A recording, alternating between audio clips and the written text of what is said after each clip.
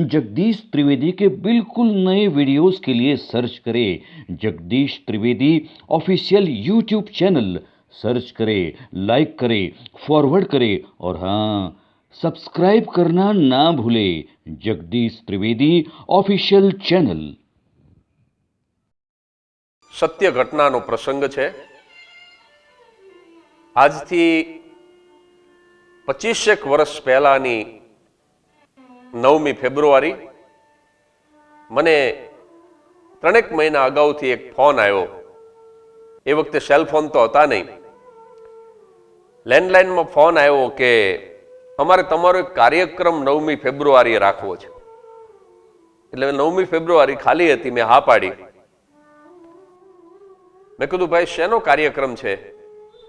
તો કે અમારા પિતાજીને 75 વર્ષ પૂરા થાય છે, એ નિમિત્તે તમારો હાસ્યનો કાર્યક્રમ રાખવો છે। મેં કીધું ગામ? મને કે બોરસદની બાજુમાં 10-12 કિલોમીટર દૂર ઢૂંઢા કુવા નામનું ગામ। મેં ડાયરીમાં લખી લીધા કોન્ટેક્ટ નંબર, યજમાનનું નામ, ગામનું નામ, સમય, તારીખ। પણ 1995 આસપાસનો સમય, ઢૂંઢા કુવા જેવું ગામ પહેલી વખત હું નામ સાંભળતો હતો। 75 વર્ષના કાકાનો જન્મદિવસ, એટલે મને એમ થયું કે 100-200 માણસો કદાચ હશે કાર્યક્રમની અંદર। પણ 9મી ફેબ્રુઆરીએ હું કાર્યક્રમ માટે રવાના થયો અને જેમ જેમ બોરસદ છોડી અને ઢૂંઢા કુવાથી હું આમ નજીક જતો ગયો એમ મારો આનંદ વધતો ગયો, કારણ કે આખું ઢૂંઢા કુવા ગામ આ કાર્યક્રમની અંદર ઉપસ્થિત હતું અને બહુ મોટી સંખ્યામાં કાર્યક્રમ બાદ જમણવાર પણ થવાનો હતો। કાર્યક્રમ શરૂ થયો એટલે જે કાકાનો જન્મદિવસ હતો એના 5 દીકરા, એમાંના એક દીકરાએ આવીને કીધું કે જગદીશભાઈ તમે કાર્યક્રમ શરૂ કરી દો, પણ અમારા પપ્પા માટે વડોદરાથી અમે એક સરપ્રાઈઝ ગિફ્ટ મંગાવી છે, એટલે એ પહોંચી ન જાય ત્યાં સુધી તમે પહેલો રાઉન્ડ ચલાવજો ને જેવી ગિફ્ટ આવશે હું તમને ઈશારો કરું એટલે તમે ઇન્ટરવલ આપી દેજો। મેં કીધું કાંઈ વાંધો નહીં। લગભગ 45 મિનિટથી એકાદ કલાક જેવો સમય વીતો હશે અને પેલા ભાઈએ મને ઈશારો કર્યો કે વડોદરાથી ગિફ્ટ આવી ગઈ છે। એટલે મને એમ હતું કે કદાચ કંઈ કાપડ હશે, 75 વર્ષના બાપાને તો બીજું ગિફ્ટમાં શું દેવાનું હોય, કદાચ ટેપ રેકોર્ડર હશે। પણ મારા આશ્ચર્ય વચ્ચે એક બહુ મોટી ડિલિવરી વેન ત્યાં આવીને ઊભી રહી અને એમાંથી મર્સિડીઝ બેન્ઝ નામની નવી નકોર આશરે 25 લાખ રૂપિયાની કિંમતની એક કાર બહાર આવી અને એ મોટરને પાછો એ લોકોએ આમ આખી મોટરને રિબિન વીંટી અને એના ઉપર ફૂલ બનાવેલું, એ રીતે એનો શણગાર કરવામાં આવેલો અને પછી એ 5 દીકરા જે હતા એણે આમ થર્મોકોલ નો એક બહુ મોટી ચાવી બનાવેલી, ચાવીના આકારમાં થર્મોકોલને કાપી અને એના ઉપર હેપી બર્થડે પાપા લખેલું અને 5 દીકરાએ જાણે મર્સિડીઝ બેન્ઝની ચાવી એના પિતાને આપતા હોય એવી રીતે એ ચાવી આપી, બધાએ તાળીઓનો ગડગડાટ કર્યો, ઇન્ટરવલ પડ્યો, પછી બીજો દોર પૂરો થઈ ગયો, જમીને અમે બેઠા હતા। વાત હવે સાંભળવા જેવી આવે છે। ઈ ભાઈનું નામ, જેમનો જન્મદિવસ હતો, નામ સાથે કહું, જસભાઈ સોમાભાઈ પટેલ, તમાકુના વેપારી। કાર્યક્રમ પૂરો થઈ ગયો, ભોજન લઈ લીધા પછી અમે નિરાતે બેઠા હતા અને મેં વડીલને કીધું કે કાકા 75 વર્ષ તમે જિંદગીના પૂરા કરો છો અને અત્યારે તમને તમારા આ 5 દીકરા ભેગા થઈ અને 25 લાખ રૂપિયાની મર્સિડીઝ કાર તમને ભેટ આપે, તમને કેવું લાગે છે?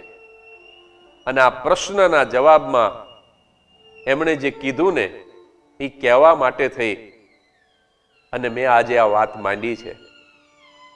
એમની આંખો થોડીક ભીની થઈ અને મને કીધું એમણે કે જગદીશભાઈ, હું માત્ર 40 વર્ષનો હતો અને મારા પત્નીનું અવસાન થયું છે. આ મારા જે સંતાનો છે ને, એમાં સૌથી નાનો દીકરો તો માત્ર 2 જ વર્ષનો હતો જ્યારે એની માં ગુજરી ગઈ. મેં બીજું લગ્ન ન કર્યું. હું આ મારા સંતાનોનો બાપ તો હતો જ, પણ હું એની માં પણ બની ગયો.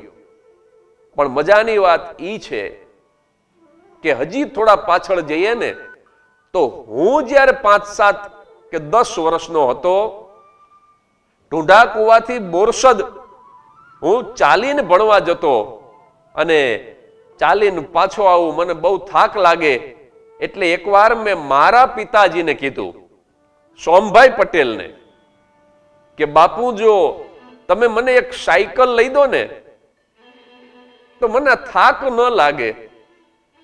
પણ મારા પિતાશ્રીની એવી કોઈ આર્થિક સ્થિતિ નહોતી એટલે મારા પિતાશ્રી એટલું જ કીધું કે તારી અરજી છે ને હું ધ્યાનમાં રાખું છું જસુ. જ્યારે ઉપરવાળો મહેરબાની કરશે ને ત્યારે હું તને ચોક્કસ સાયકલ લઈ દઈશ.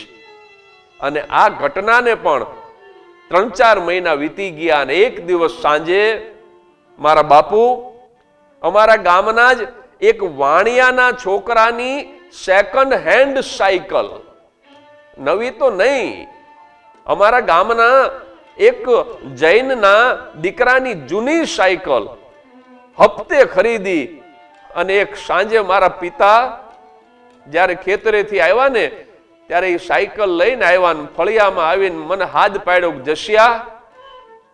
હું દોડીને બહાર આવ્યો તો કે તું કહેતો હતો ને કે સાયકલ હોય તો તને થાક ન લાગે, લે આ તારા માટે સાયકલ લઈ આવ્યો છું.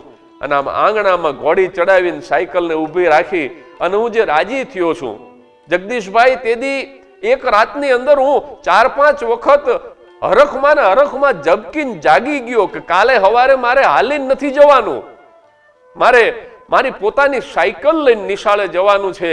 અને બીજા દિવસે તો હું વહેલો ઉઠ્યો, આખી એ સાયકલને બરાબર ધોઈ હું નાયો અને એ સેકન્ડ હેન્ડ સાયકલ ઉપર બેસી અને પહેલી જ વખત જ્યારે હું ઢૂંઢા કુવાથી બોરસદ જતો હતો અને ત્યારે મને જે મજા આવી ને એ મજા મર્સિડીઝ બેન્ઝમાં નહીં આવે. કારણ કે જેમની સંસારમાં વસમી સફર હોતી નથી એમને શું છે જગત એની ખબર હોતી નથી. એટલે બચપણની અંદર જો મિત્રો દુઃખ પડે, બચપણની અંદર જો ગરીબીનો તમારે અહેસાસ કરવો પડે તો હું વ્યક્તિગત રીતે એવું માનું છું કે એને સુખની નિશાની સમજજો. કારણ કે બચપણમાં દુઃખ વેઠવું એ સારી વાત છે, બુઢાપામાં જો વેઠવું પડે તો એ વધારે વહમું હોય છે.